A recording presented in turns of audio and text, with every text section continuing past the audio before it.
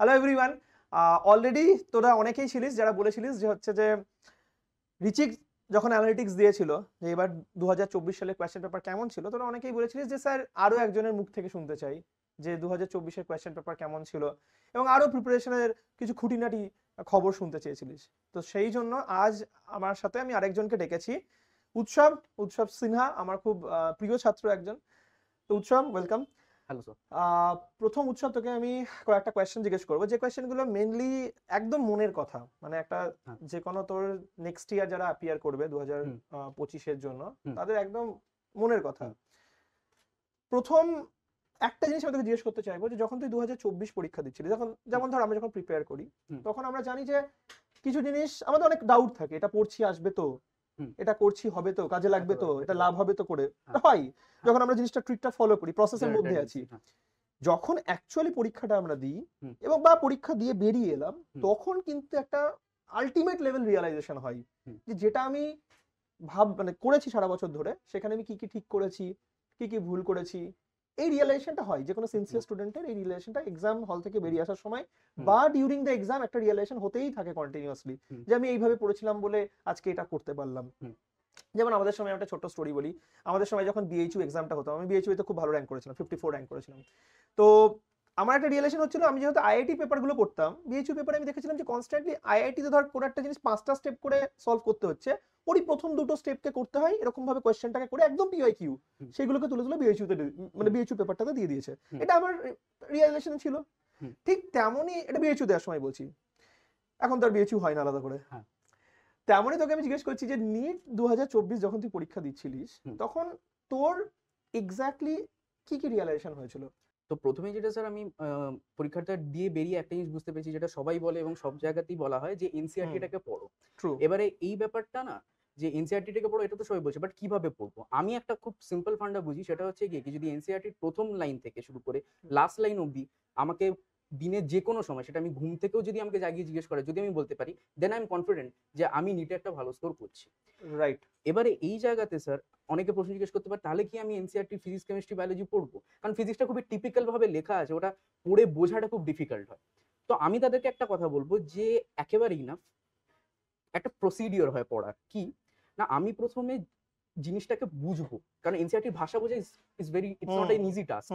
তো আমি প্রথমে কোনো একজন স্যারের কাছ থেকে, সেটা কনসার্ন ফিজিক্স হতে পারে, কেমিস্ট্রি হতে পারে, বায়োলজি হতে পারে, আমি তার কাছ থেকে বুঝবো। তারপরে it is very much mandatory to study chemistry and biology NCERT. But in the case of physics তুমি চাইলে পড়তে পারো, নাও পড়তে পারো, এবং কেন সেটা আমি আরেকটু পরে বলছি।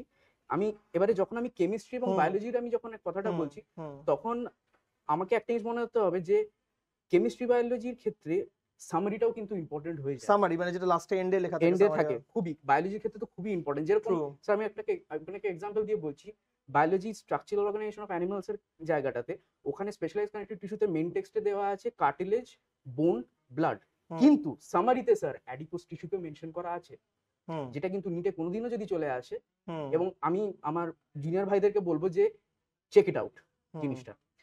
এবারে স্যার নেক্সট আসি কেমিস্ট্রিতে। কেমিস্ট্রির একটা খুব ভালো ইম্পর্টেন্ট জিনিস হয় হচ্ছে গিয়ে কি, ইনটেক্সট কোয়েশ্চেন্স, এক্সাম্পলস এবং এক্সারসাইজ, যেখান থেকে কিন্তু ক্রমাগতভাবে শুধু নিট নয়, জেই মেন্সেও কোয়েশ্চেন আসে, এবং অনেক এক্সাম আছে, যেটা আমি কিছুক্ষণ পরে আবার বলবো, সেই জায়গাতেও কিন্তু কোয়েশ্চেন্স আসে। Right right right. এবারে চলে যাচ্ছি ফিজিক্সে, যেটা মানে তোর রিয়েলাইজেশনের মধ্যে এটা ছিল যে জেই মেন্স থেকেও কিন্তু অনেকগুলো প্রশ্ন হচ্ছে নিটে কিন্তু এসেছে। একেবারেই স্যার, মানে জেই মেন্স দিক আর না দিক, এট লিস্ট কোশ্চেন পেপারটা দেখে রাখাটা খুবই ইম্পর্টেন্ট, কারণ অ্যাটলিস্ট আপনি ট্রেন্ডটা বুঝতে পারবেন। যেরকম জেই মেন্স এর রোলিং থেকে কোশ্চেন, যে রোলিং ছিল না, বাট রোলিংটা কিন্তু এখানে চলে এসেছে, মানে কোথাও না কোথাও এটা হতে পারে যে হচ্ছে connection, there is some kind of connection. যেরকম স্যার আমি যখন জেই মেন্স দিলাম, ওই শিফটে স্যার কেমিস্ট্রির ক্ষেত্রে, যেখানে স্যার ওই ডাইলিউট H2SO4 ইন মোর সল্টের ইউসেজ, ওখানটায় ওই কোশ্চেনটাই কিন্তু অন্যভাবে ঘুরিয়ে দিয়েছিল, যে ওখানটায় ডাইলিউট H2SO4 ইউজ করলে ওটা ইমপ্যাক্টটা কি হয়। আমি স্যারকে ওটা দেখিয়েছি কালকে। তো দিস ইজ ভেরি ইম্পর্টেন্ট বোঝাটা, যে আমি এনসিইআরটিটাকে কিভাবে পড়ব। সবাই বলে দেয় এনসিইআরটি পড়তে হবে, একটা জেনারেল স্টেটমেন্টের মতো। একদম সবাই বলে দেয়। আমার মনে হয় যে এই ওয়েতে যদি কেউ পড়ে, যে আমি টিচারের থেকে বুঝে নিচ্ছি ব্যাপারটা, দেন আমি এনসিইআরটিটাকে গিয়ে পড়ে নিচ্ছি, খুঁটিয়ে পড়ে কোনটার মিনিং কি, কেন এটা, তাহলে আমি এইটুকু গ্যারান্টি দিতে পারি এইটুকু গ্যারান্টি দিতে পারি যে সেই ছেলেটার নিট ক্লিয়ার করতে অ্যাটলিস্ট কোনো অসুবিধা হবে ঠিক না। ঠিক, অ্যাবসলিউটলি ট্রু, অ্যাবসলিউটলি ট্রু। এবারে স্যার ফিজিক্সের যেটা বলছিলাম, যে ফিজিক্সে যেটা ইম্পর্টেন্ট হয়, যে ফিজিক্সে এনসিইআরটিটা অপশনাল। কারণ দেখুন স্যার, 45টা কোশ্চেনের মধ্যে ওই একটা কোশ্চেন এনসিইআরটি থেকে এসেছে বলে সেই পুরো জিনিসটাকে পড়া মাথায় রাখা টিডিয়াস জব, কারণ বাদ বাকিটা তো ক্যালকুলেশন আর কনসেপ্টের উপরে বেস। তাই ফিজিক্সে খুব ইম্পর্টেন্ট হচ্ছে তুমি তোমার কনসেপ্টস গুলোকে প্রপারলি ক্লিয়ার করে নাও। ঠিক ঠিক কনসার্ন যে কোনো টিচারের কাছ থেকে যদি, এবং লিভ নো পেজেস আনটার্ন, ঠিক। সবকিছু দেখে নাও। ঠিক। এইটা ফিজিক্সের ক্ষেত্রে সো কিন্তু এইগুলোই তোর ওভারঅল রিয়েলাইজেশন আমার ছিল যে একদম, 2024 এ যে এনসিইআরটি পড়তে হবে, কিন্তু কিভাবে পড়তে হবে পড়তে হবে। সেটাও যেন আরেকটা সবাই হচ্ছে স্যার জানে, পিওয়াইকিউস। সেটাও বলছে, বারবার করে মেনশন করছে। PYQs is very important for PYQ PYQ. PYQ ক বছর পিওয়াইকিউ করতে বলবি তুই? আমি বলবো যে ফিজিক্সের ক্ষেত্রে পুরো যত আছে, কারণ ফিজিক্স আমি বললাম যে কনসেপ্ট অ্যাজ সাচ এনসিইআরটি কোনো টিপটপ নেই, but for the case of chemistry and biology যেহেতু একদম এনসিইআরটি হয়ে গেছে, যবে থেকে এনটিএ পেপার বানাচ্ছে 5 বছর তো হয়েই গেল, যদি 10 বছর করতে পারো খুব ভালো। আর চেষ্টা করবে একটু সেগ্রিগেট করার, কারণ মার্কেটে যে বইগুলো অ্যাভেলেবেল আছে সেখানটায় কিন্তু আউট অফ এনসিইআরটি হয়, এবং অনেক লোক কি করে ওই আউট অফ এনসিইআরটি কোশ্চেন নিয়ে বেশি মাথা ঘামায়। আপনাকেও অনেকজন জ্বালাতো ওটা নিয়ে, এবং আপনি এটা বারবার বলতেন যে রেলিভেন্ট কোশ্চেন করাটা is very important rather than irrelevant question করা। ট্রু, একদমই ট্রু। মানে যেগুলো এনসিইআরটি তে আছে সেই প্রশ্নগুলোই আসবে, একেবারে মানে আজে বাজে প্রশ্ন করে লাভ নেই। হয়তো মার্কেটে অনেক বই থাকবে, অনেক অনেক মেটেরিয়ালস বই থাকবে, থাকবে, অনেক রিসোর্সেস থাকবে, এখন True. এত রিসোর্সেস হয়ে গেছে, তার সেগ্রিগেট সেখানে করাটা জানাটা খুব ট্রু ট্রু important। ট্রু। আচ্ছা, সেকেন্ড আমি একটা কোয়েশ্চেন তোকে আমি জিজ্ঞেস করতে চাইবো যে যখন ধর আমরা প্রিপারেশন করি তখন আমাদের মধ্যে অনেক সেলফ ডাউট আসে, মানে প্রিপারেশন করার সময়, মানে আমিও যখন প্রিপারেশন করেছি আমি দেখেছি অনেক সেলফ ডাউট আসছে। সেই সময়ে দাঁড়িয়ে একটা সবসময় একটা প্ল্যান বি ভাবতে হয়, মানুষ মাত্রই একটা প্ল্যান বি আমাদেরকে ভাবতে হয়, যে যদি এটা না হয় তাহলে হোয়াটস নেক্সট। একটা তো ডেফিনেটলি, মানে সবসময় যখন আমরা প্রিপেয়ার করছি আমরা ভাবি এটা হতেই হবে, কিন্তু দেখবি একটা পয়েন্টে গিয়ে এক্সট্রিম একটা ডিস্ট্রেস আসে নিজের মধ্যে, মানে যখন ভাবতে থাকি এটা মানে এটা মানে হয়তো এদিকে আমি ভাবছি হতেই হবে, স্কোর আমার হয়তো বা মক টেস্টের স্কোর গুলো হয়তো ঠিক বলছে যে নাও হতে পারে, তো এই মোমেন্টে দাঁড়িয়ে একটা স্ট্রেসটা না ডিস্ট্রেস লেভেলে চলে যায়। আমি স্যার এটাকে দুটো দুটো কথা বলে বলবো। এটা খুব সুন্দর কথা আছে যে মাউন্ট এভারেস্টে একটা পর্বতারোহী যখন ওঠে তার অনেক আগে তার মাইন্ডটা সেখানে পৌঁছে যায়। Very true. It is very much important. তো আমি ইউআর ক্যাটাগরি স্টুডেন্টদের জন্য বলবো, নিট ছাড়াও অনেক এরকম আরো এক্সামস আছে যেগুলো কিন্তু প্রপারলি এনসিইআরটি বেসড। সেই এক্সামস গুলো আইএটি আছে, যেটা হচ্ছে গিয়ে কি আইজার অ্যাপটিটিউড টেস্ট। এছাড়াও আইএসিএস বলে একটা এক্সাম হয় specially for the students of West Bengal, ICS Kolkata, Indian Association for Cultivation of Science. এছাড়াও খুব প্রেসিজিয়াস সিইউইটি আছে। এছাড়াও আমাদের যাদবপুর ইউনিভার্সিটি যেটার এনআইআরএফ র্যাঙ্কিং 4, তো সেটারও entrance examination. So try out other examination also. So CUET, IIT, IISER, IISER আর হচ্ছে আমার যাদবপুর ইউনিভার্সিটি যাদবপুর ইউনিভার্সিটির যে এক্সাম এক্সামস গুলো আছে এবার সেগুলো তুই দিতে বলবি for plan B, plan B যদি রাখো। ইন কেস যদি নিটটা কোনোভাবে ফেল করে দেয়, হ্যাঁ মানে ভেবে রাখো, মানে ভেবে দাও রাখো। আর না রাখো তুমি ভেবে ভেবে রাখতে রাখো। পারো, যে মানে যখন ডিস্ট্রেসের মোমেন্টে this এগুলোকে হলো তুমি অ্যাজ এ ট্রিগার পয়েন্ট হিসেবে ট্রিগার, মানে তুমি ভাবতে পারো যে হচ্ছে যে অ্যাজ অ্যানাদার অপশন। হুম। আচ্ছা, আরেকটা জিনিস বলবো যে হচ্ছে যে যখন আমরা পড়াশোনা করি তখন ব্যাপারটা তো এরকম না খুব একটা এন্টারটেইনিং, হুম। তো একটা কনস্ট্যান্ট মোটিভেশনের দরকার পড়ে। তো তুই কি করে মোটিভেট করতিস নিজেকে?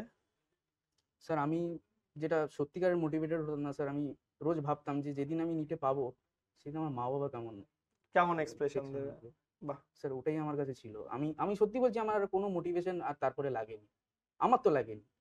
Right right right. মানে বাবা মার ওই যে ফেসটা দেখতে কেমন হবে, আমার বাবা মার জন্য যে ওই আনন্দ দিন, ওই আনন্দটা বাবা মাকে হ্যাপি করতে পারবো, আমার থেকেও আমার বাবা মার আনন্দটাই স্যার আমার কাছে ভেরি গুড। মানে সেইটা এই মানে এই রিজনটাই খুব দরকার, মানে ওই একটা কিছু দেখতে পাবো ওই দিনটাতে, এই রিজনটাই দরকার। ঠিক আছে, আমি বুঝে গেছি এটা এটা মানে ডেফিনেটলি যারা নেক্সট ইয়ারে প্রিপারেশন করছিস 2025 এ তাদের মধ্যে অনেকে থাকবে এরকম যারা বাবা মাকে ওই দিনটা গিফট করার জন্য মানে একটা কাইন্ড অফ এটা মোটিভেশন হবে, বাবা মাকে প্রাউড ফিল করিয়ে তুই প্রাউড ফিল করবি, মানে দ্যাট ইজ সামথিং উৎসব বলতে চাইছে। আচ্ছা, আরেকটা জিনিস উৎসব, last but not the least, সেটা হচ্ছে যখন তুই প্রেপমেন্টের প্রিপারেশন করছিলিস তখন কোন কোন জিনিসগুলো তোর প্রেপমেন্টের মধ্যে সব থেকে ইউজফুল মনে হয়েছে? আমার সব থেকে বেশি যেটা ইউজফুল মনে হয়েছে প্রেপমেন্টের ডাউট কর্নার, যেটা মানে আমাদের টিচার্সরা অনেক রাত, মানে রাত বলতে মানে রাত 3টে সময় যদি আমি ডাউট পোস্ট করতাম তো সঙ্গে সঙ্গে সেই ডাউটের ক্লিয়ারেন্স চলে আসতো। এবং অফলাইন ডাউট কর্নারটাও, যেখানে আপনি থাকতেন, ডক্টর আজিরি থাকতেন, কিয়া স্যার ছিলেন, রিমা ম্যাডাম ছিলেন, তো ওনারাও যে হেল্পটা করেছে দ্যাট ইজ ইমেন্স আমার মনে হয়। এছাড়াও আমি বলবো যে মক টেস্ট, প্রেপমেন্টের মক টেস্ট যেটা আমাদেরকে ওই ডিফিকাল্ট সিচুয়েশনটার সঙ্গে যে ওয়াকিবহাল হওয়া বা অ্যাকাস্টমড হওয়াটা যেটা শিখিয়েছে, that is very much important. কারণ if you prepare for the worst then you can expect something good. তো ওইটা কোনো সো প্রিপেয়ার কোয়েশ্চেনস গুলো তুই বলছিস যে মানে নর্মাল যে মানে আমাদের বাকি ইনস্টিটিউটের কোয়েশ্চেন পেপারের থেকে একটু ডিফিকাল্ট বলছিস? ডিফিকাল্ট আমি দেখুন স্যার, ডিফিকাল্ট তো ডেফিনেটলি, বাট তার থেকেও বড় কথা হচ্ছে কি রেলিভেন্ট এবং এনসিআরটি বেসড, এবং সেই পেপারটা করলে মানে যেই নাম্বারটাই আসবে তার থেকে আপনি অনেকটা নাম্বার বেশি এক্সপেক্ট করতে পারেন ফাইনাল নিট ফাইনাল এক্সামিনেশনে নিট তোর এক্সামে মানে অনেকটা। তোর সেটা ইমপ্রুভমেন্ট হয়েছে ফাইনাল আমার তো মানে প্রায় প্রেডিক্টেড স্কোর? আমি এখনো কোনো স্কোর রিভিল করছি না, ওর স্কোর আমি রিভিল করছি না, ঠিক আছে? বাট তো তোর আমার ইনক্রিজ করেছে, মানে প্রিপারেটরি যেটা আমার হাইয়েস্ট ছিল সেখান থেকে আমার ইনক্রিজ করে 120 মার্কস ইনক্রিজ করে গেছে। 120 মার্কস স্কোর? 120 মার্কস ইনক্রিজ করে ভেরি গুড, গেছে। Very good, very good. Okay, তো আজকে আমরা উৎসবে থেকে শুনলাম পেপার অ্যানালিটিক্স নিয়ে, এবং তার সাথে সাথে আরো শুনলাম যে ওর কোথা থেকে মোটিভেশন পেতো এবং কিভাবে ও প্রিপারেশন করেছে। আমরা ডেফিনেটলি মানে এটা বলার অপেক্ষা রাখে না যে উৎসব আগামী দিনের মানে ডাক্তারদের মধ্যে একজন যে হতে চলেছে এবছর নিট 2024 এর পর। স্কোর, র্যাঙ্ক সেগুলো কিন্তু পরে আলোচনা হবেই। ঠিক আছে, থ্যাংক ইউ উৎসব। সবাইকে এখানেই টাটা, আবার নতুন ভিডিওতে দেখা হবে।